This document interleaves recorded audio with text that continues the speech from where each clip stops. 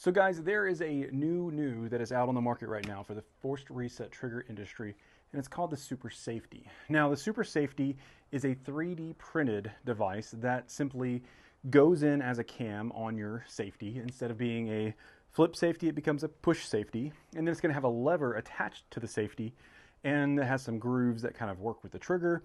You do a little cut to your trigger, and all of a sudden, as the cam goes back, it's going to rotate the safety, which is going to line up with the grooves on the trigger, which is then going to force it far enough just ahead that it resets the trigger detent or the disconnect, so the disconnect is now in the full reset and the trigger is forward. And then it keeps it in a safe mode because now the gun's in safe in the position of the safety. And then as the cam returns back into the forward position by the bolt carrier group pushing it forward, it returns to a fire position and then allows you to pull the trigger a subsequent time and follow up with another shot. That's all in theory and pretty much is in reality. But how does it actually compare to an FRT that does this all in one and the same? With the FRT, there is no separate disconnect on a spring. It's actually just one molded piece. It falls into a trigger, and you've got the bar at the bottom that acts as a safety engage, and that bar does all the same manipulation where it forces the trigger to go forward, and then you pull it back, and then it resets back and forth. And then you have the pin on the very top back, which is basically your position sensor for your full auto bolt carrier group to tell it, yes, it's in the locked position, or no, it's out of battery, don't fire, which is what prevents you from having hammer follow through and things of that nature. So it behaves the same, but it works a little bit different, and it's still out there without being pulled down from any concerns or anything yet, out on the thingy universe, and you just need to Google Hoffman Tactical and you'll go out there and find it. Now, there are some companies, and they're not going to be named, that are printing them for folks out of a metal so that they're going to last longer, because if you just print them out of the Teflon or nylon or anything from the basic 3D printers that you have access to at home, they're not going to quite last for more than a magazine or two. And that's not fun for anybody because they are a little bit problematic to get in and out.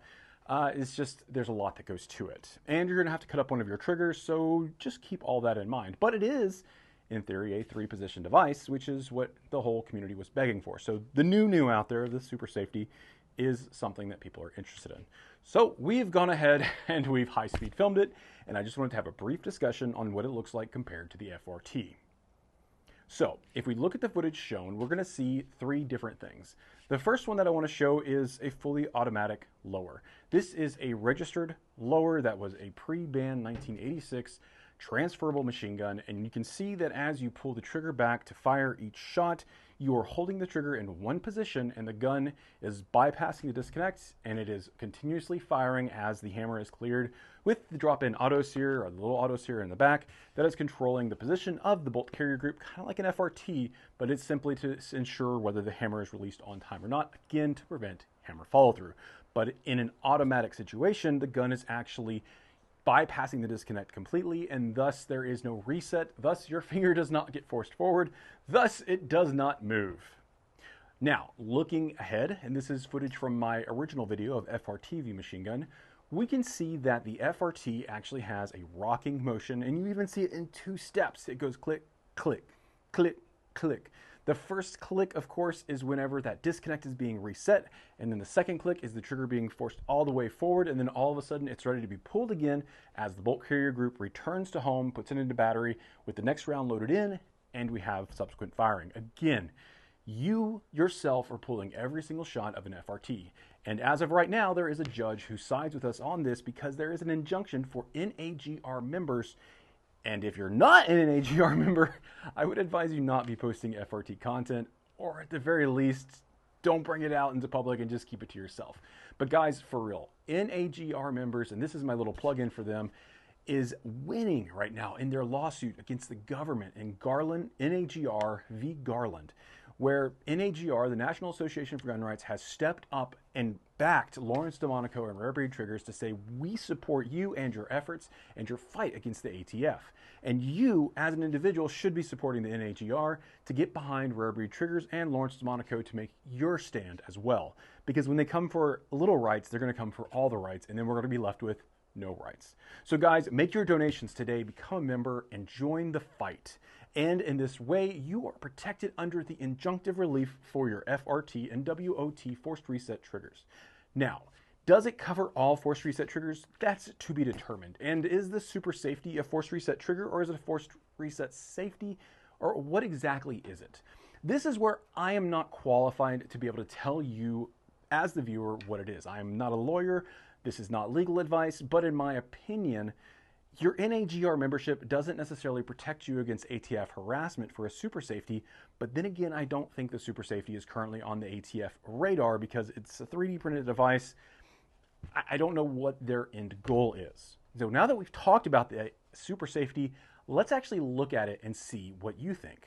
So this is high-speed footage of the Super Safety running, consequently in the same mil-spec lower that we saw in the previous video with the FRT, and you can see that even though it's doing kind of a just triplicate fire and quad fire, you can see that we still get that double chugga.